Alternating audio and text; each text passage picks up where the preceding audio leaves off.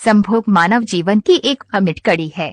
दुनिया में जहाँ ऐसा बहुत कुछ है जो एक व्यक्ति को दूसरे से अलग करता है, कहीं जाति के नाम पर, कहीं धर्म के नाम पर, तो कहीं रंग भेद के नाम पर, इन सब में सिर्फ एक ही चीज ऐसी है जो सबको आपस में जोड़ती है, और वो चीज है संभोग। अब आपको लगेगा कि ये क्या बात हुई, प्रेम भी तो ऐसा ही कुछ करता है। पर प्रेम और संभोग अलग कहाँ है? जहाँ प्रेम की शुरुआत आंखों से होती है, जब प्रेमी अपनी प्रेमिका को देखकर उसकी ओर आकर्षित होता है। वो आकर्षण क्या उसकी आत्मा का आकर्षण होता है? क्या आप किसी ऐसे प्रेमी या प्रेमिका की ओर पहली बार में आकर्षित हो सकते हैं जो एक सुंदर और मनमोहक रूप का मालिक न हो? मैं कहता हूँ हो सकते हैं, पर वो आकर्षण सबसे पहले प्रेम का आकर्षण नहीं होगा। वो दया, जिज्ञासा या कुछ और हो सकता है, पर प्रेम नहीं हो सकता। प्रेम तो बाद में पैदा होगा, जब आप उसके साथ समय गुजरेंगे, उसके मन, उसकी आदतें, उसके विचार या कुछ और जब आपको पसंद आएगा तब प्रेम होगा, इसके पहले नहीं।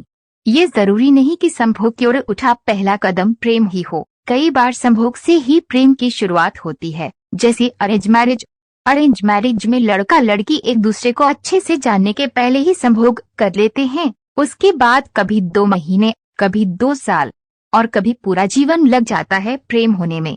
खैर, प्रेम से तो हम सब बहुत अच्छे से परिचित हैं, क्योंकि कई किताबों, फिल्मों या आस पड़ोस से प्रेम का ज्ञान तो मिल जाता है, पर संभोग के बारे में कोई नहीं बताता, जो विषय जीवन का सबसे जरूरी विषय है।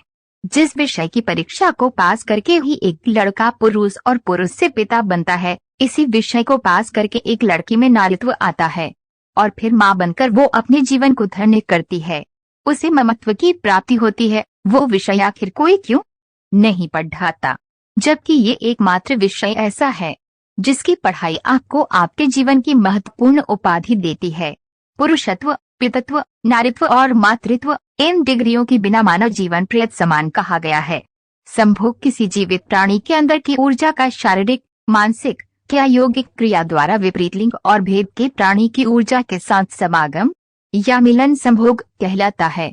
मानव शरीर ऊर्जा का भंडार है, और हम जहाँ भी देखते हैं वहाँ ऊर्जा हमें 2 प्रकार की दिखाई देती है, एक धनात्मक ऊर्जा और एक ऋणात्मक ऊर्जा। जिस तरह से आपके घर में बिजली के प्रवाह के लिए विष और अर्थ दोनों की जरूरत होती है, उसी तरह से इस जीव जगत के बिना रुकावट चलने के लिए नारी और पुरुष की जरूरत होती है। जिस तरह से अर्थ और फिस को मिलाने से करंट स्पार्क करता है, उसी तरह पुरुष और नारी के मिलन से भी ऊर्जा उत्पन्न होती है। अंतर केवल इतना होता है कि अर्थ और फिस के मिलन से उत्पन्न ऊर्जा विनाश का कारण होती है, तो वहीं पुरुष और नारी की ऊर्जा सृजन का कारण होती है। प्राचीन विज्ञान और आध्यात्मिक ग्रंथ के अनुसार संभोग अगर नियमबद्ध होकर और कुछ मुद्रा विशेष से किया जाए तो दुर्लभ कुंडलिनी शक्ति को भी स्त्री पुरुष के मिलन से जागृत किया जा सकता है।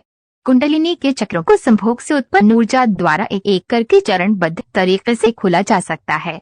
इसमें खास बात यह है कि योग या किसी और क्रिया द्वारा केवल एक ही व्यक्ति की कुंडलिनी शक्ति जागृत की जा सकती है, पर संभोग की क्रिया द्वारा स्त्री पुरुष दोनों की कुंडलिनी शक्ति को एक साथ ही जागृत किया जा सकता है।